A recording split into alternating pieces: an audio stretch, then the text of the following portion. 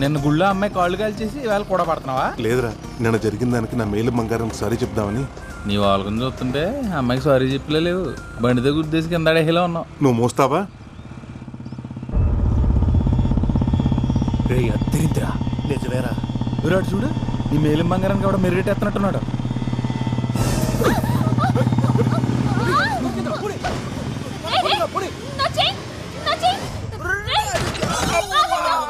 ఏమండి మీకేం కాలేదుగా? నేను తీసుకొస్తా. ప్రసాద్ భలే లాగేవరా చేయడు.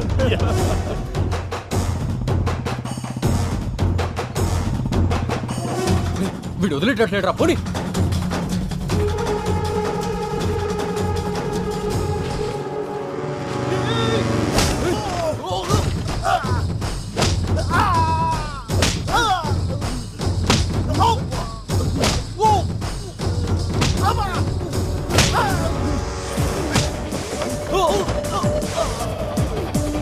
ప్రసాద్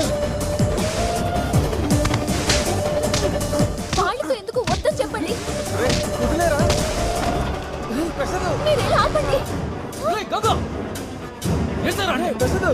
కత్తి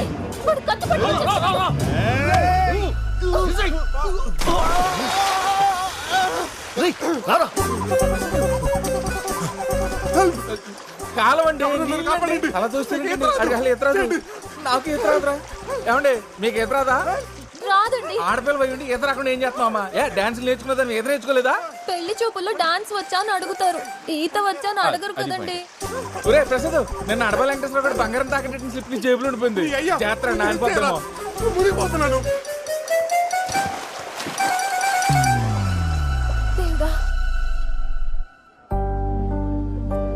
స్వామి, ఆయనకి ఏమీ కాకుండా ఉంటే నీ కొండకొస్తాను. అక్కడ దీపం కొండెక్కిలా చేసి ఇక్కడ కొండకు వస్తానని మొక్కుంటావా? అడిగి ఏమన్నా అయితే? సారీ అండి. ఇదే సారీ ఐసీయూ నుంచి బయటకు వచ్చిన డాక్టర్ చెప్తే మా వాడి పరిస్థితి ఏంటి? ఎక్స్క్యూజ్ మీ, సారీ చెప్పడానికి వచ్చినట్టున్నాడు. ప్రమాదం ఏం లేదు, కొంచెం నీళ్ళు ఎక్కువ తాగాడంతే. ఓకేనా? సారీ అండి, కత్తి చూసిన కంగారులో మిమ్మల్ని నీళ్లలోకి తోసేశాను. ఆ తోసేదేదో ఆ దొంగను తోసేయచ్చు కదండి. అంత ఆలోచించలేదండి. నేను అంతేనండి. ఆ రోజు మీ కంట్లో నలిసిపడి మీరు ఇబ్బంది పడుతుంటే మీకు హెల్ప్ చేద్దాం కర్చీఫ్ ఇచ్చాను. కానీ ఆ కర్చీఫ్ వల్ల మీ కళ్ళు మండాయి. అప్పటి నుంచి ఎవరికైనా హెల్ప్ చేయాలంటే భయంగా ఉందండి. సారీ అండి, మిమ్మల్ని అనవసరంగా అపార్థం చేసుకున్నాను. ఒక్క నిమిషం అండి. International call. హలో హలో, నేను సుబ్బారావునండి. మీ బ్యాంక్ వచ్చాను. ఏంటి? జర్మనీ బ్యాంక్ నుంచా? అదే నా లోన్ అమౌంట్ 2 లక్షలు కడదాం అనుకుంటున్నా. 2 లక్షలు శాలరీయా? అది కాదండి నేను చెప్పేది. నాకు ఆల్రెడీ లండన్ బ్యాంక్ నుంచి 5 లక్షల ఆఫర్ రెడీగా ఉందండి. వీసా కోసం వెయిటింగ్. Okay bye. ఏంటి మీరు ఫారెన్కి వెళ్తున్నారా? అక్కడ బ్యాంక్ లో ఏం చేస్తారు మీరు? ఏమండి, మీరు ఎప్పుడన్నా ఫారినర్స్ నగలు వేసుకుంటాం చూసారా? వేసుకోరు. ఎందుకంటే వాళ్ళు కూడా మీ నాన్నగారు లాగా వాళ్ళ నగలు తీసుకొచ్చి అక్కడ బ్యాంక్ లో పెడతారు. అక్కడ అప్రైజల్ అంటే ఇక్కడ బ్యాంక్ మేనేజర్ తో సమానం. అవునా? మరి మీరు అక్కడ సెటిల్ అవుతున్నారా? నేను ఒక్కనే కాదండి, నేను పెళ్లి చేసుకోబోయే అమ్మాయిని కూడా జీవితాంతో హనీమూన్లా చేయాలని నా కోరిక. ఎక్కడికో పెట్టి సరే, వస్తానండి. లండన్ అండి? లేదు, వెళ్ళొస్తా. వస్తూనే ఉండండి.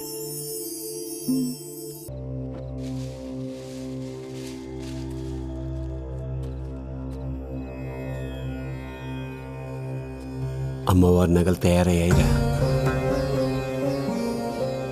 ఇన్నేళ్ళు నాకున్న దిగులు ఈ రోజుతో నీ వల్ల తీరిపోయింది. అమ్మవారి నగలు అమ్మవారికి వేయకుండానే చచ్చిపోతానేమో అని భయపడ్డాను. ఏంటి తాత ఇది? నువ్వేం చేసినా నా కోసమే కదా చేసింది. రేపు అమ్మవారి నగలు అలాగ మెరుగుపడతానికి వస్తున్నాయి కదా, అప్పుడు వీటిని వాటి ప్లేస్లో పెట్టేద్దాం. ఈ నగలతో నేనే అమ్మవారికి స్వయంగా అలంకరించి కాళ్ళమే పడిపోయి క్షమాపణ కోరుతాను రా.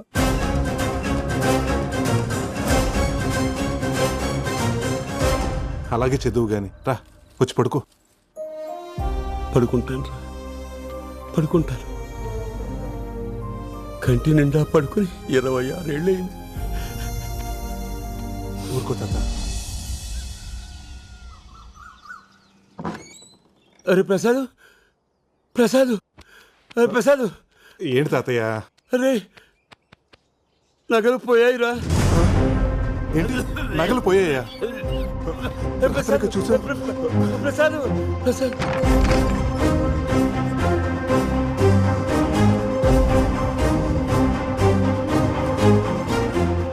తాతయ్య నగలు ఉన్నాయిగా?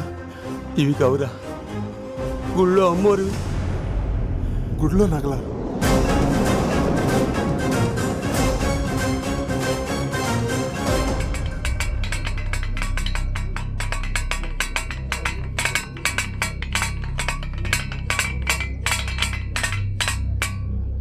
Sir tea sir.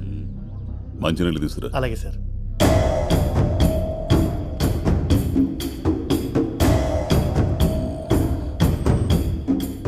తాళాలు పగలగొట్టలేదు, పెద్దగా కష్టపడలేదు. అంటే దొంగ ఇక్కడోడై ఉంటాడు. సార్ డాగ్ స్క్వాడ్ రెడీగా ఉంది, లోపలికి తీసుకురమ్మంటారా?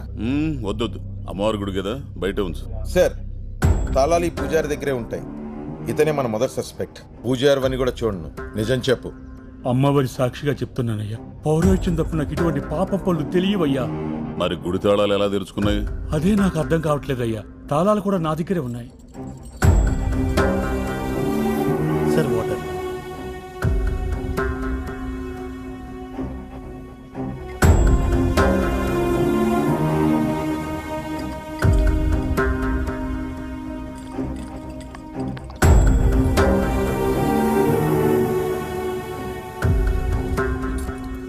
సంతూర్ సోపు అంటే పూజారికి తెలియకుండా తాళాలు తీసుకొని సబ్బు మీద అచ్చేసి డూప్లికేట్ తయారు చేసి పని కానిచ్చారన్నమాట. అమ్మీడబ్బా నరసు, ఈ గుండోడు మామూలుడు కదా బావా. రాజాబాబు గారు, సార్ అమ్మవారి నగలు ఎన్నుంటాయి? 20 సవర్లు వడ్డాను, 30 సవర్లు చంద్రహారం, ఇంకా రామాచారి గారు అమ్మవారి వస్తువులు ఏమున్నాయో చెప్పండి, మాకు సరిగ్గా తెలియదు కదా. పద పిలుస్తా.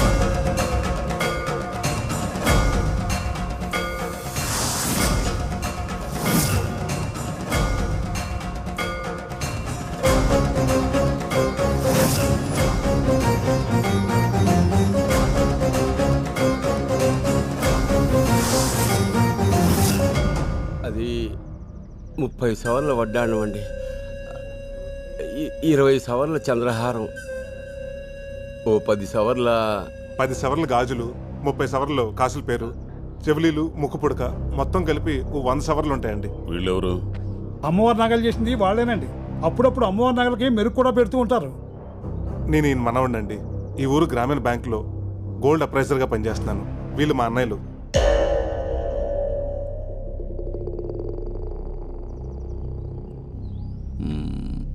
వీళ్ళిద్దరిని ఎక్కడో చూసినట్టుందే. వీళ్ళు పెద్ద ప్యాకెట్ బ్యాచ్ సార్. ఏంటండి అస్తమానం మా ఊరోళ్ళని అనుమానిస్తారు? పక్కూరోళ్ళు కూడా అయి ఉండొచ్చుగా. అవునండి, నాకు ఊహ తెలిసినప్పటి నుండి మా ఊర్లో ఇటువంటి దొంగతనాలు ఎప్పుడు జరగలేదు. ఆపండే, మనోళ్ళు మనకు మంచిగానే కనపడతారు. పట్టుబడిన తర్వాత తెలుస్తుంది ఎవడి రంగు ఏంటో. దొంగతనం జరిగే 5 గంటలు కూడా కాలేదు. నగలు ఊరి దాటి ఉండవు. దాదాపు ఊరి జనం మొత్తం ఇక్కడే ఉన్నారు. వెంకట్ సార్. మన టీం మొత్తం పంపించు. ఊరు మొత్తం గాలించు, ఏ ఇల్లు వదలొద్దు. చలా కానిస్టేబుల్ ఫాలో మీ. అలాగే సార్.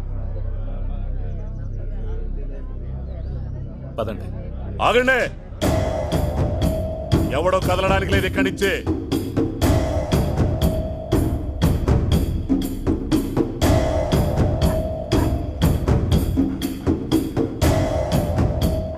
రే, నగలు ఇంట్లోనే ఉన్నారా? ఈ పోలీసుల కంటే ముందు వెళ్ళి నగలు తీసేస్తావా? ఏయ్, ఎక్కడికి?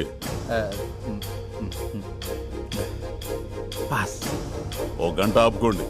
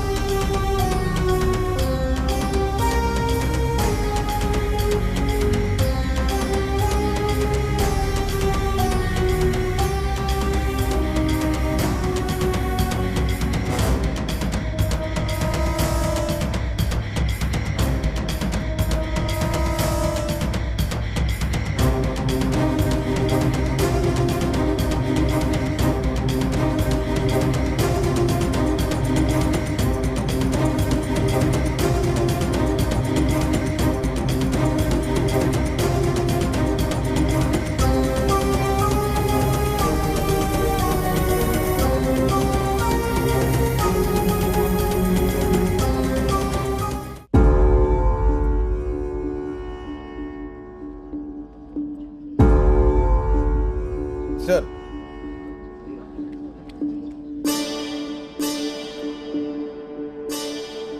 ఊరంతా గాలించాం సార్, ఏం దొరకలేదు. జాగ్రత్త.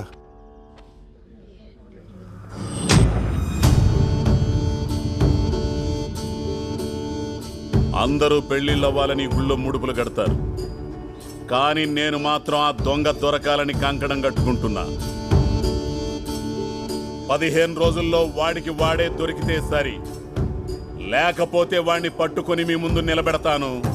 దొరికిన వెంటనే అమ్మవారికి బలిచ్చే మొదటి మేకపోతు వాడే.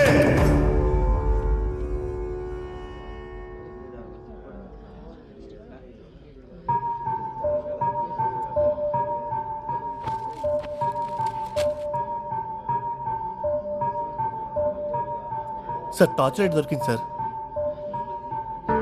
వెంకట్, సార్ దీన్ని ల్యాబ్కు పంపించు. Okay sir.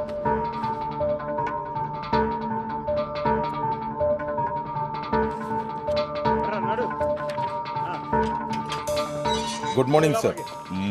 మొన్న మనకి గుళ్ళో దొరికిన టార్చ్ లైట్ మీద ఫింగర్ ప్రింట్స్ ఆధార్ కార్డ్తో లింక్ చేసి వెరిఫై చేశాం సార్.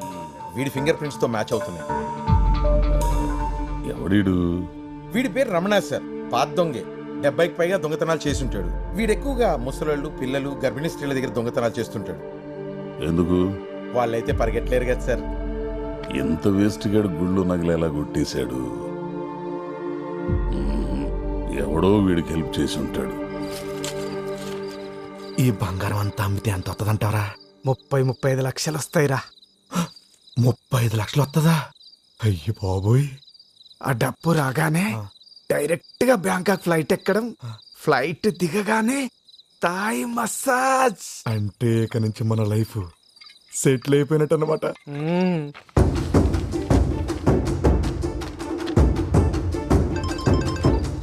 హలో, పోలీసు వాళ్ళు ఊరంతా నా పోస్టులు అంటించమేంట్రా? ఏదో తింగర పని చేసి ఉంటాం. ఇప్పుడు ఏం చేయాలో నాకు అర్థం కావట్లేదురా. ఏదైనా చేయరా. పద చెప్తా.